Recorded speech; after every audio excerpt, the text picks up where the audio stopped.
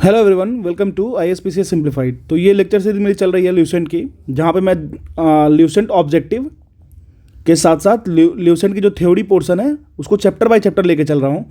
मतलब ऑब्जेक्टिव भी रहेगी एक ही चैप्टर में और उसी चैप्टर में उसकी एक्सप्लेनेशन भी रहेगी। ठीक है, मैं ल्यूसेंट की एकदम रिसेंट एडिशन यूज़ कर रहा हूँ, तो आप देख सकते हो। स्टार्ट करते हैं चैप्टर नंबर 2 है इंडियन पॉलिटी की, constituent assembly and making of the constitution. ठीक है, ये काफ़ी इंपॉर्टेंट एग्जाम में आप डायरेक्टली क्वेश्चन देख सकते हो, इससे फ्रेम किया जाता है। स्टार्ट करते हैं। Cabinet mission envisages the establishment of constituent assembly to frame a constitution for the country. ठीक है, तो जब ब्रिटिशर्स लेफ्ट कर रहे थे हमारे कंट्री को, तो उन्होंने हमें चैलेंज दिया था कि आप अपने कॉन्स्टिट्यूशन को फ्रेम कर सकते हो कि नहीं, तो आप करके दिखाओ।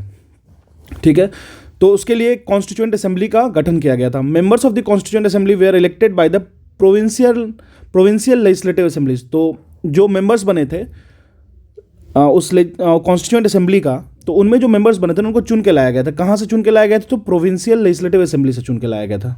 ठीक है, each province and each Indian state were allotted seats in proportion of its population। तो याद रखिए, जैसे जिस तरीके का अभी भी थोड़ा सा वैसा है, उस तरीके से आप अभी उस वक्त के भी सिलेक्शन को आप देख सकते हो कि जितने भी प्रोविंस थे ना वहाँ से, या फिर जितने भी इंडियन स्टेट्स थे, वो लोग अलॉट किए थे seats in proportion of its population. जो जितनी बड़ी प्रोविंस होगी, जो जितना बड़ा स्टेट होगा, वहाँ से उतने ज़्यादा उसी रेशियो में चुन के आएंगे member of provincial legislative assemblies. ठीक है, तो रफली in the ratio of 1 to a million, मतलब लगभग 1 मिलियन में एक लोगों को चुन के लाया गया था। रफली, ये कोई एग्जैक्ट डेटा नहीं है। ठीक है, the seats so ascertained were distributed among the main communities in each province. The main communities recognised were Sikh, Muslims and general को रिकोगनाइज किया गया था। ये 3 मेजॉरिटी होगा, 2 समझ लो, सिख और मुस्लिम, और साथ साथ में जो जनरल होते हैं हिंदूज हो गए वो। ठीक है, अब देखिए अब क्या बात हो रही है। अब हम लोग important committees of the constituent assembly के बारे में बात करेंगे। ठीक है, अब कॉन्स्टिट्यूएंट असेंबली तो बन गई, बनने का फॉर्मेशन हम समझ गए किस तरीके से प्रोविंस से और फिर स्टेट से लाया गया। अब हम लोग उसमें इंपॉर्टेंट जो असेंबलीज थी, उस कॉन्स्टिट्यूएंट असेंबली में इंपॉर्टेंट जो कमिटीज़ थी उसकी बात करेंगे। ठीक है, तो पहला, और ये एग्जाम में डायरेक्टली आता है, किसी भी एग्जाम में आप दे लो, कोई भी स्टेट PCS हो, कोई भी सेंट्रल लेवल या स्टेट लेवल एग्जाम हो जहाँ पे पॉलिटी कंसर्न है, वहाँ आएगा ही आएगा। तो देखते हैं, पहला था committee on rules of procedure. ठीक है, या फिर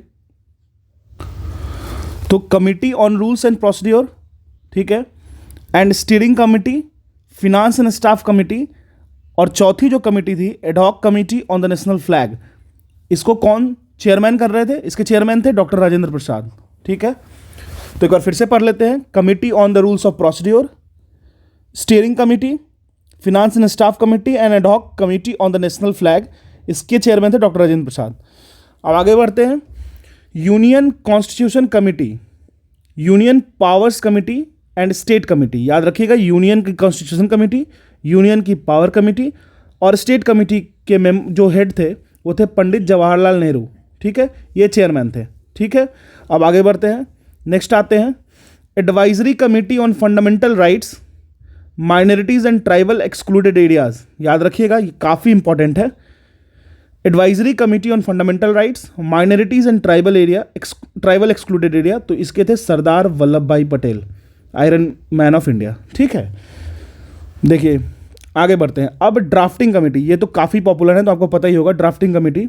तो doctor BR Ambedkar, our first law minister जो थे, वो इसके हेड थे। अब देखिए, अभी तक हम लोगों ने डॉक्टर राजेंद्र प्रसाद को कौन कौन सी कमिटी चेयरमैनशिप के लिए मिली थी वो पढ़ लिए, पंडित जवाहरलाल नेहरू का पढ़ लिए, सरदार वल्लभ भाई पटेल एंड BR अम्बेडकर का पढ़ लिए। अब देखते हैं क्रेडेंशियल कमिटी जो बनी थी, उसके जो हेड थे वो थे अलादी कृष्ण स्वामी अय्यर। ठीक है, अगली हुई हाउस कमिटी, इसके बने B पट्टावी सीतारमैया। फिर उसके बाद बने ऑर्डर ऑफ बिजनेस कमिटी, इसके हुए KM मुंशी। अगली जो कमिटी है कॉन्स्टिट्यूएंट असेंबली वाली, वो थी committee on functions of the constituent assembly. तो जो वैसी कमिटी जो कॉन्स्टिट्यूएंट असेंबली के फंक्शंस का देखरेख करेगी, उसके चेयरमैन थे GV मावलंकर। ठीक है, नेक्स्ट देखते हैं। माइनॉरिटीज सब कमिटी जो बनी थी उसके थे HC मुखर्जी। फंडामेंटल राइट्स सब कमिटी, मेन जो कमेटी बनी थी उसके तो सरदार वल्लभ भाई पटेल थे, बट फंडामेंटल राइट्स पे जो सब कमेटी बनी थी ना उसके चेयरमैन थे JB कृपलानी।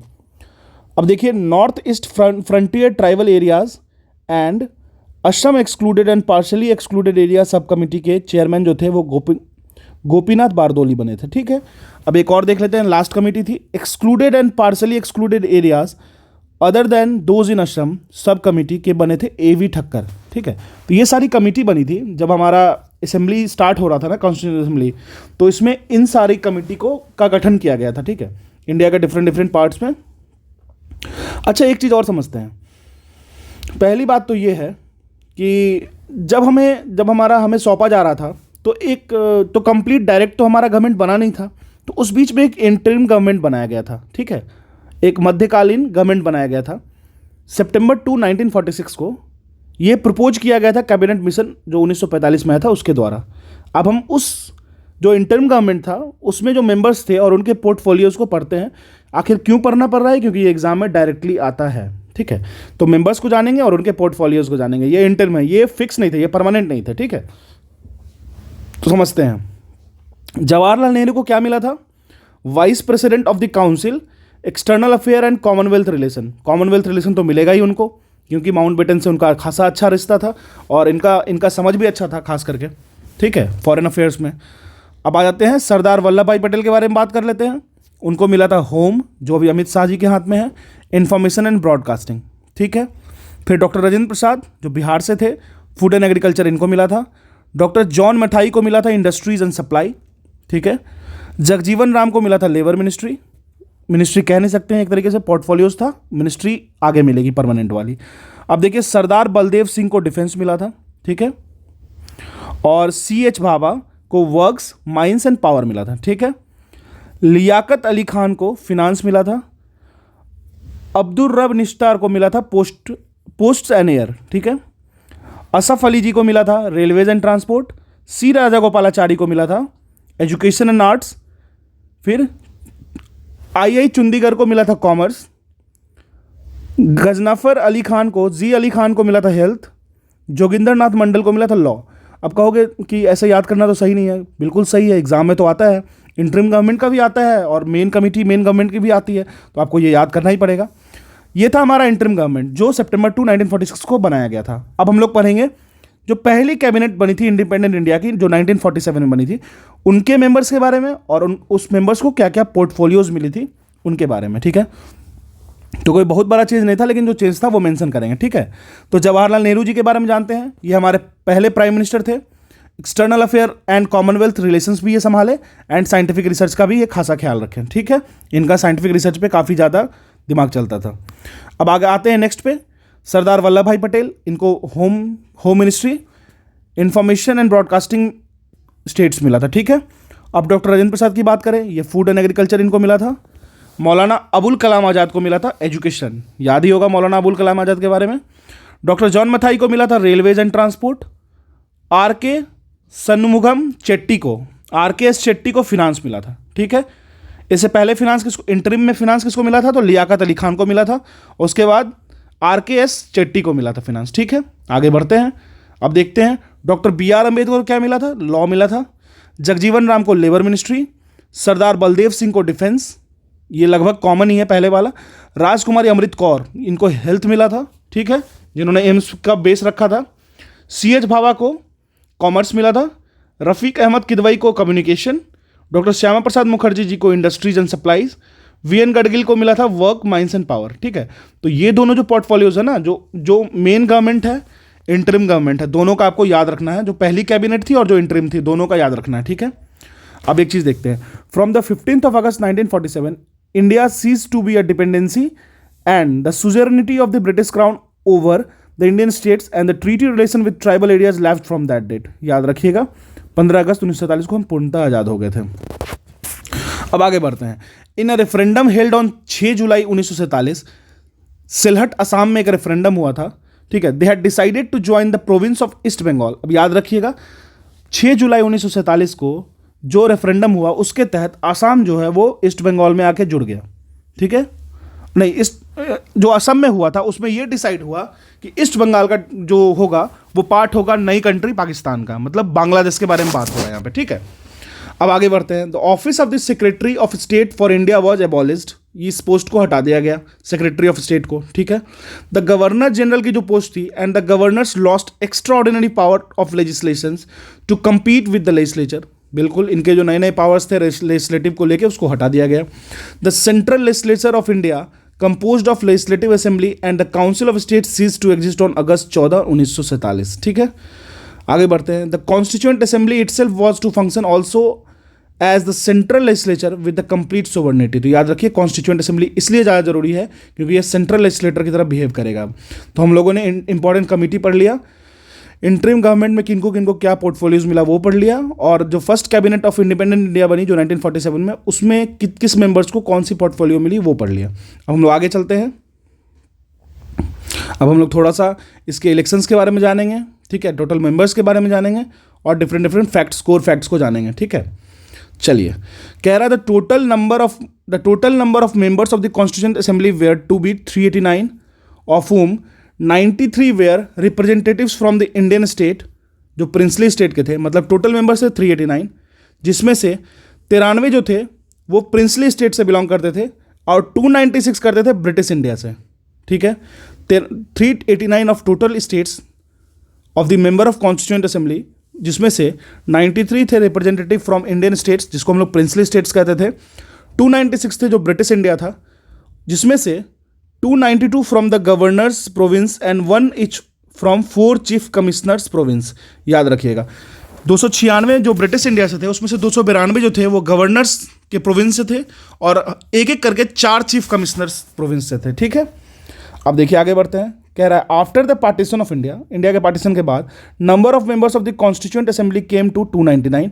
पार्टीशन के बाद 299 हो गया कॉन्स्टिट्यूएंट असेंबली, पहले 389 था, अब 299 हो गया, जिसमें से 284 जो था वो एक्चुअली प्रेजेंट किया गया ऑन 26 नवंबर 1949 को, ठीक है। स्टार्ट हुआ था 389 से, फिर पार्टीशन के बाद पाकिस्तान जब अलग हो गया तो 299 हो गया, और घट के जब फाइनल प्रेजेंट किया गया 26 नवंबर 1949 को तो 284 हो गया।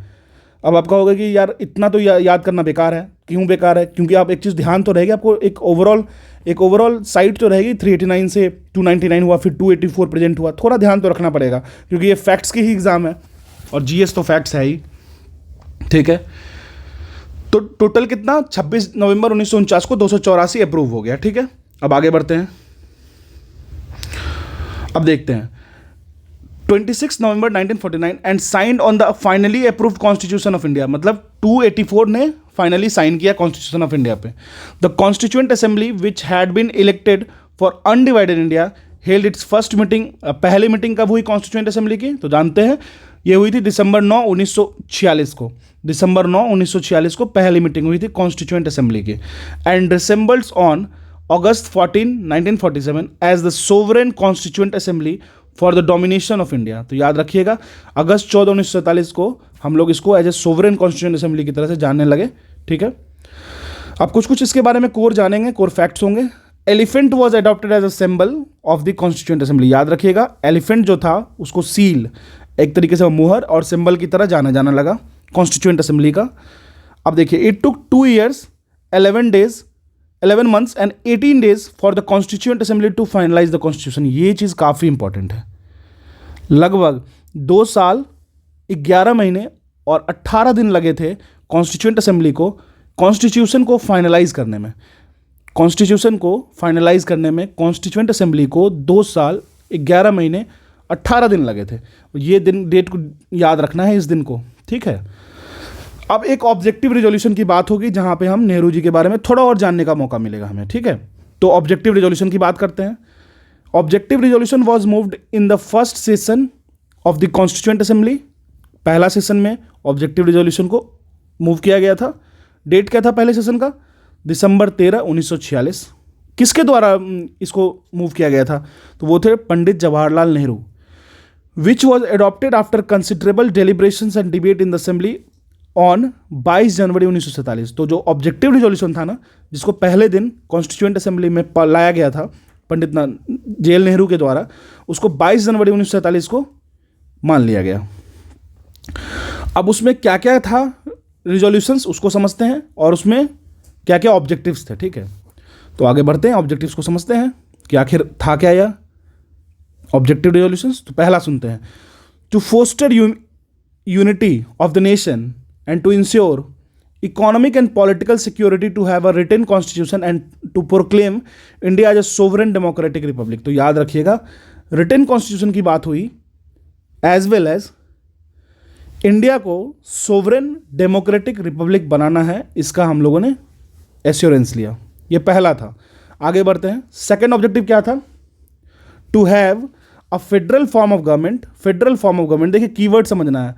To have a federal form of government with the distribution of powers between the centre and state. तो याद रखिएगा यहीं पे जेएल नेहरू के द्वारा ही बता दिया गया कि centre is not greater than state, दोनों को फेडरलिज्म पे चलना है, म्यूचुअल कोऑपरेटिव फेडरलिज्म होना चाहिए। ठीक है, आगे बढ़ते हैं। अब देखिए थर्ड था to guarantee and secure justice, equality, freedom of thought, expression, belief, faith, worship, vocation, association and action to all people of India. तो याद रखिएगा नेहरू का जो ये जो ऑब्जेक्टिव रिजोल्यूशन था ना, वो काफ़ी ज़्यादा इम्पैक्टफुल था और उसको लेकर आज भी अभी तक हम लोग अपने कॉन्स्टिट्यूशन में इसको फ्रेमवर्क करके चलते हैं। ठीक है, नेक्स्ट था to provide adequate safeguard for minorities. इन्होंने माइनॉरिटीज़ पे भी बात की। Minorities, backward classes and tribal areas and depressed and other backward classes, मतलब बैकवर्ड क्लासेस में जो आते हैं जैसे ट्राइबल एरियाज हो गए, माइनॉरिटीज़ हो गए, उनको हम लोग को उनका सेफ गार्ड्स करना है। ठीक है, नेक्स्ट रिजोल्यूशन क्या था? To maintain the integrity of the territory. अब टेरिटरी की इंटीग्रिटी भी रहनी चाहिए, तभी तो एक कंट्री सोवरेन होगा ना। To maintain the integrity of territory of the republic and its sovereign rights on land, sea and air according to justice and the law of civilisation. ऐसा नहीं कि हमारा जो एरिया है चाइना अगर के पीछे डोकलाम से घुस के और हमारा एरिया छीन ले, ऐसा नहीं होना चाहिए। हमारे पास सोवरेनिटी होनी चाहिए, साथ साथ में हमारी जो इंटीग्रिटी होनी चाहिए टेरिटरी की वो बनी रहनी चाहिए, वो बरकरार रहनी चाहिए। ठीक है, आगे चलते हैं। नेक्स्ट रिजोल्यूशन और लास्ट रिजोल्यूशन क्या था? To attain rightful and honoured place in the world and make it full and willing contribution to the promotion of the world peace and the welfare of the mankind. तो यहाँ पे world peace की भी बात की गई थी और कंट्रीब्यूट करने की जो आज तक इंडिया करता ही है। ठीक है, अब आगे बढ़ते हैं। The principles of the constitution were outlined by the various committee of the assembly and there was a general discussion on the reports of these committees. The constituent assembly appointed the drafting committee। अब देखिए drafting committee की बात हो ना, जब भी drafting committee की बात हो तो बी आर अम्बेडकर जी को सामने रख दीजिएगा, क्योंकि ड्राफ्टिंग कमेटी के चेयरमैन ही थे बी आर अम्बेडकर। कब बनाए गए थे? अगस्त 29, 1947 को।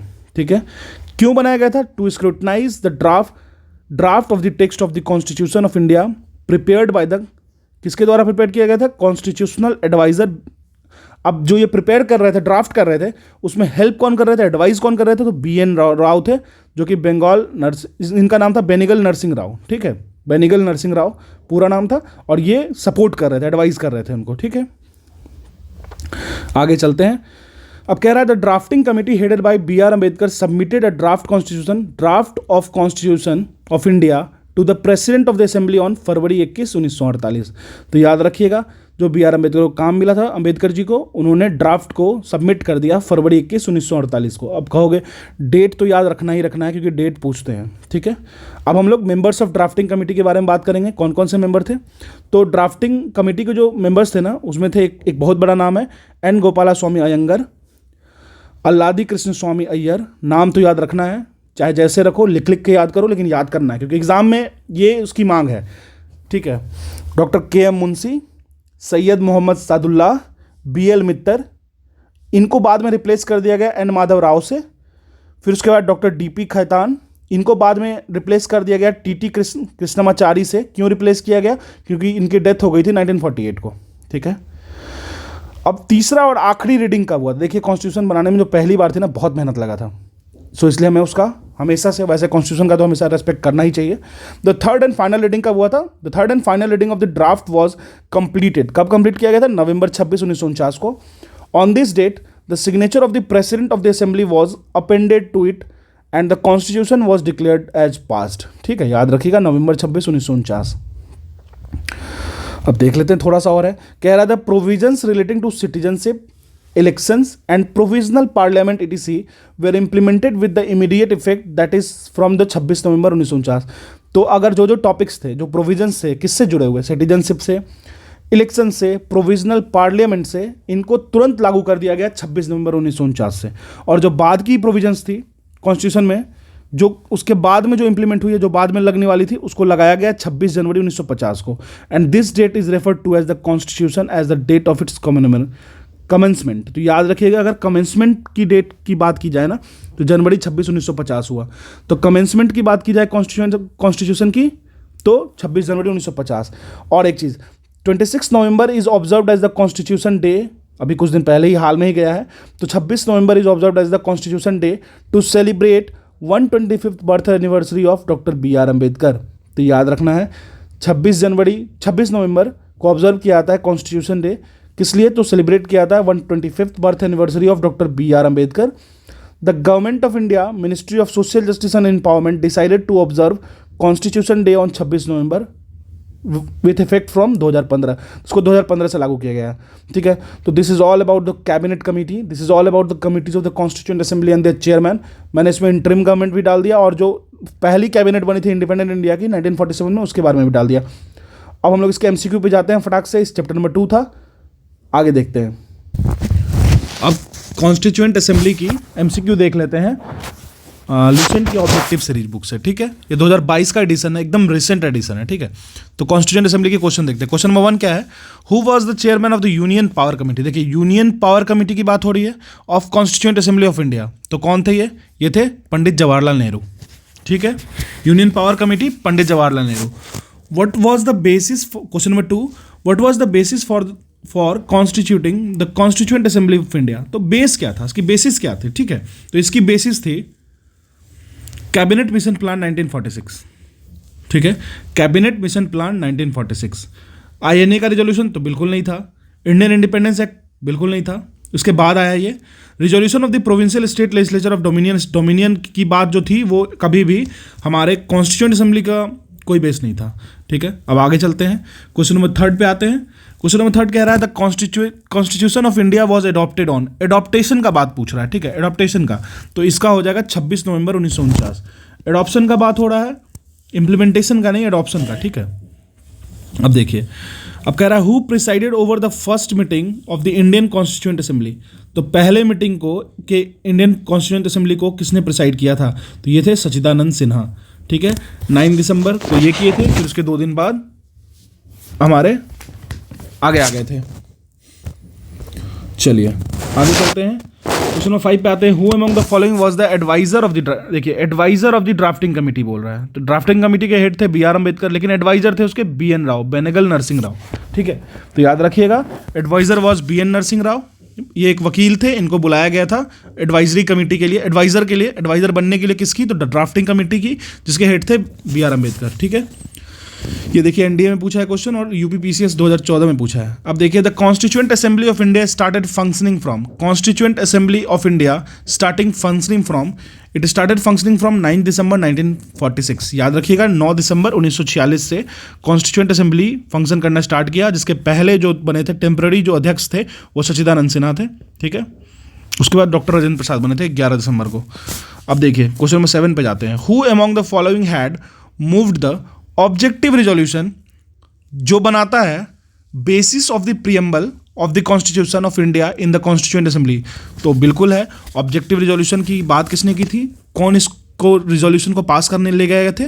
वो थे डॉक्टर जवाहरलाल नेहरू। ठीक है, आगे बढ़ते हैं, क्वेश्चन नंबर 8 पे आते हैं। कह रहा है who among the following was not a member of the constituent assembly. देखिए, वॉज द मेंबर पूछता तो कुछ और होता, वॉज नॉट पूछा है, तो कीवर्ड को हमेशा ध्यान रखिएगा, कीवर्ड क्या पूछ रहा है। तो देखिए, सरदार वल्लभ भाई पटेल थे, बिल्कुल थे। आचार्य JB कृपलानी भी थे, KM मुंशी भी थे। ठीक है, स्टीयरिंग कमेटी में मुंशी जी थे। ठीक है, वल्लभ भाई पटेल भी यूनियन और फंडामेंटल राइट वाली वो थी, उसमें थे। अब देखिए, JP जयप्रकाश नारायण, ये बिल्कुल नहीं थे। ठीक है, ये 1970s के टाइम में ये JP आंदोलन के में फेमस हुए थे, ये बिहार से। ठीक है, और ये क्विट इंडिया मूवमेंट के वक्त भी बहुत ज़्यादा पॉपुलर थे। बिहार में लीड किए थे क्विट इंडिया मूवमेंट में जयप्रकाश नारायण। ठीक है, तो इनका नाम याद रखिएगा, ये बिहार से बिलोंग करते हैं। अब आगे बढ़ते हैं, क्वेश्चन नंबर 9 पे आते हैं। कह रहा है द कॉन्स्टिट्यूशन, क्वेश्चन नंबर 9 पे आते हैं, कहता है the constitution of India was completed on. इसको कंप्लीट कब किया गया था? कंप्लीट किया गया था नवंबर 26 1949 को, नवंबर 26 1949 को। ठीक है, अब कह रहा है how many session of the Indian constituent assembly, कितने टोटल सेशंस लगे थे इंडियन कॉन्स्टिट्यूएंट असेंबली को किस चीज़ के लिए, तो for the formulation of Indian constitution, कितना सेशन लगा था फॉर्मुलेट करने में, किस चीज़ को, तो इंडियन कॉन्स्टिट्यूशन को। तो ये 11 सेशन लगा था टोटल, याद रखिएगा। ये सब क्वेश्चन एकदम फैक्चुअल है, लेकिन ये एग्जाम में डायरेक्टली आता है। अब क्वेश्चन नंबर 11 पे जाते हैं। अब कह रहा है पहला दिन जो सेशन का था ना इंडियन कॉन्स्टिट्यूशन असेंबली का, उसको हेड कौन किया था, उसको चेयर कौन किया था, chaired by doctor Sachchidananda Sinha. ठीक है, आगे बढ़ते हैं। How much time the constituent assembly took to frame the constitution of India, कितना टाइम लिया था, 2 साल 11 महीने 18 दिन, 2 साल 11 महीने 18 दिन लिया गया था to develop to frame the constitution of India. समझ लीजिए कितनी मेहनत की गई है हमारे कॉन्स्टिट्यूशन पे। ठीक है, अब आते हैं क्वेश्चन नंबर 13 पे। कहता है the constituent assembly set up a drafting committee under the chairmanship of doctor B.R. Ambedkar. B.R. Ambedkar के चेयरमैनशिप में किया गया था। और ये कब बनाया गया था, थोड़ा यूनिक डेट है, इसको याद रखना है। 29 अगस्त 1947, 29 अगस्त 1947 को ड्राफ्टिंग कमेटी को कॉन्स्टिट्यूट किया गया था under the chairmanship of doctor B.R. Ambedkar. इसके एडवाइजर थे B.N. राव, जिनको हम लोग बेनेगल नरसिंह राव भी कहते हैं। ठीक है, अब आते हैं क्वेश्चन नंबर 14 पे। Who was the chairman of the provincial constitution committee of the constituent assembly. देखिए यहाँ क्या पूछ रहा है, chairman of the provincial constitution committee, तो ये थे सरदार पटेल। ठीक है, आगे बढ़ते हैं। कह रहा है द नंबर ऑफ मेंबर्स पूछ रहा है included in the constituent drafting committee. तो टोटल कॉन्स्टिट्यूशन के ड्राफ्टिंग कमेटी में कितने मेंबर्स थे, तो 7 मेंबर्स थे। याद रखिएगा, ये सब फैक्चुअल क्वेश्चन है, लेकिन एग्जाम में डायरेक्ट आता है। क्वेश्चन नंबर 16 पे जाते हैं। कहता है the first session of the constitution assembly was held on. पहला सेशन कब हुआ था, दिसंबर 9 1900। पहला सेशन कब हुआ था, तो दिसंबर 9 1946, जिसके सच्चिदानंद सिन्हा जी थे चेयरमैन बने थे। ठीक है, 17 पे आते हैं। हु प्रपोज द प्रियम्बल, किसने प्रियम्बल को प्रपोज किया था even before the drafting committee of the constitution. तो प्रियम्बल की बात करेंगे तो ऑब्जेक्टिव रिजोल्यूशन लाया गया था जवाहरलाल नेहरू के द्वारा, तो उन्होंने ही प्रपोज किया था प्रियम्बल को। ठीक है, क्वेश्चन नंबर 18 पे आते हैं। Who was the president of the constituent assembly of independent India, आजाद भारत का प्रेसिडेंट ऑफ कॉन्स्टिट्यूएंट असेंबली कौन थे, तो बिल्कुल डॉक्टर राजेंद्र प्रसाद थे। ठीक है, उससे पहले सच्चिदानंद सिन्हा बने थे, लेकिन वो परमानेंट नहीं थे। ठीक है, 9 दिसंबर को वो बने, 11 दिसंबर को ये बने थे। अब आते हैं क्वेश्चन नंबर 19 पे। क्या कह रहा है, डिफरमेंट ऑफ एडल्ट फ्रेंचाइजीज कितने ईयर के लिए, 15 ईयर्स के लिए किन्होंने एडवोकेट किया था इन कॉन्स्टिट्यूएंट असेंबली, तो ये किया गया था मौलाना आजाद जी के द्वारा। ठीक है, ये क्वेश्चन काफ़ी इंपॉर्टेंट है क्योंकि ये थोड़ा यूनिक क्वेश्चन है, ये पूछा गया MPPCS में प्रीलिम्स में। अब आते हैं क्वेश्चन नंबर 20 पे। क्वेश्चन नंबर 20 क्या कह रहा है, मेंबर्स ऑफ कॉन्स्टिट्यूएंट असेंबली कैसे चुनाते थे, तो ये जानते हैं, elected by provincial assembly, elected directly by the people, बिल्कुल गलत, डायरेक्टली बाय द पीपल था नहीं, यहाँ पे साफ इन्वॉल्वमेंट था प्रोविंशियल असेंबली का, वहाँ से इलेक्ट होकर आते थे। ठीक है, अब देखते हैं क्वेश्चन नंबर 21 को। क्वेश्चन नंबर 21 क्या कह रहा है, who among the following was the chairperson of the drafting committee. Chairperson of the drafting committee was doctor B.R. Ambedkar and the adviser were B.N. Rau, that is Benegal Narasimha Rau. आगे बढ़ते हैं। कह रहा है during which of the following periods, देखिए ये question थोड़ा complicate कर रहा है, वेस्ट बंगाल PSC 2007 में पूछा गया है कि पीरियड क्या थी कॉन्स्टिट्यूएंट असेंबली की डेलिब्रेट अपॉन द, जब से शुरू हुई और जब फाइनलाइज हुई उसकी बीच की पीरियड कितनी थी। ठीक है, तो याद करते हैं हम लोग क्वेश्चन नंबर 22, और ये है आपको दिसंबर 1946 से लेकर के नवंबर 1949 तक। ठीक है, यहाँ पे स्टार्ट से एंड हुआ था। ठीक है, कॉन्स्टिट्यूएंट असेंबली में। अब कह रहा है how many members were initially there in the constituent assembly of India. देखिए ये क्वेश्चन ना, इसके ऑप्शंस गलत बन रखे हैं। ठीक है, टोटल 389 मेंबर्स थे इनिशियली, बट अब ऑप्शन में इन्होंने आंसर ए दिया है, बट ऐसा करेक्ट नहीं है, 389 मेंबर्स थे टोटल। ठीक है, अब आगे बढ़ते हैं क्वेश्चन नंबर 24 पे। कह रहा है who among the following was the chairman of the union constitution committee of the constituent assembly. देखिए यूनियन की बात कर रही है, यूनियन की, तो याद रखिएगा यूनियन के कौन थे चेयरमैन, तो जवाहरलाल नेहरू थे। ये देखिए UPSC 2005 में पूछा गया क्वेश्चन है, तो आप इस क्वेश्चन को समझ सकते हो कि कितना। ल्यूसेंट एक ऐसी बुक है ना, अगर आप उसके हर एक फैक्ट्स को ध्यान रखोगे, आप UPSC क्या है, BPSC क्या है, किसी भी स्टेट PCS या इवन UPSC लेवल के एग्जाम तक की भी चीज़ों को आपके लिए आसान होगा। देखिए कोई भी स्टूडेंट है ना जो UPSC दे रहा है, उसके टेबल पे आप चले जाइएगा, उसके टेबल पे ल्यूसेंट बुक आपको जरूर दिख जाएगी। ऐसा एक ही रीज़न है कि उनको फैक्ट्स रटना पड़ता है। फैक्ट्स अगर दिमाग में रहेगा तो वो अपने राइटिंग्स और अपने आंसर्स को और अच्छा कर सकते हैं। ठीक है, अब आते हैं क्वेश्चन नंबर 25 पे। Who was the first nominated chairman of the constitution assembly. तो पहले नॉमिनेटेड चेयरमैन कौन थे, तो ये थे HC मुखर्जी। ठीक है, अब आते हैं इस क्वेश्चन नंबर 26 पे। क्वेश्चन नंबर 26 जो कि लास्ट क्वेश्चन है, जो राजस्थान एडमिनिस्ट्रेटिव सर्विस में पूछा गया है। अब यहाँ पूछ रहा है लिस्ट 1 लिस्ट 2 दे रखा है। अब पूछ रहा है कि कौन किससे मैच करते थे, ठीक है। तो ड्राफ्टिंग कमेटी में तो B.R. अम्बेडकर चले जाते हैं, तो डी का हो जाएगा 1, डी का 1 तो चारों दे रखा है, तो डी से मेरी काम नहीं बनती है, ठीक है। अब हम लोग स्टीयरिंग कमेटी के आते हैं, तो ये KM मुंशी जी थे, स्टीयरिंग मुंशी जी चला रहे थे, तो बी पे 3 हो जाएगा, ठीक है। बी का 3, एक ये है एक ये है, तो मेरा ये दोनों ऑप्शन तो मेरा कट गया, ठीक है। अब या तो आंसर ए होगा या तो आंसर डी होगा। अब देखिए, अब आते हैं यूनियन पावर्स। यूनियन पावर्स की बात करेंगे तो नेहरू जी थे, तो 2 आ जाइए, सी का 2 हो जाएगा, सी का 2 हो जाएगा, तो ऑप्शन ए मेरा करेक्ट है। ए का 4 हो जाएगा, फंडामेंटल राइट के सरदार पटेल थे। तो this is all about the constituent assembly. जितना भी क्वेश्चन था मैंने करा दिया।